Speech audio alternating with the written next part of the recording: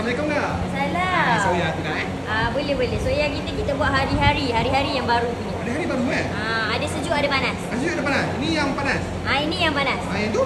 Yang ini kita punya tofu fa pun sama, kita buat hari-hari juga. Pun hari-hari juga Ya, betul. Apa lagi ada di sini kak? Ada banyak lagi, nanti kejap lagi saya tunjuk. Untuk air soya kita ada dua jenis. Kita ada yang less sugar dengan ada yang ada sugar lah. Honey snow pear. Lepas tu yang ini kita punya black sesame soy.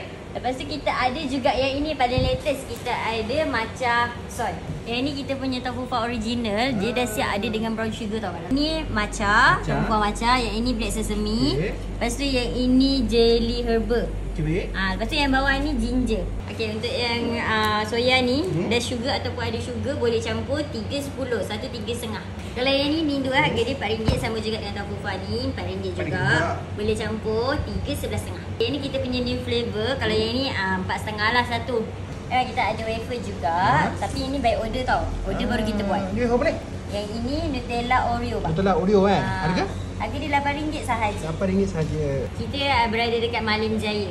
Nama kedai? Nama kedai Leng Zai Soya Bean. Leng Zai Soya Bean. Ya, kita buka setiap hari daripada pukul 9.30 pagi sampai 9.30 malam. Macam tu saya minum dulu kak Boleh. Terima kasih.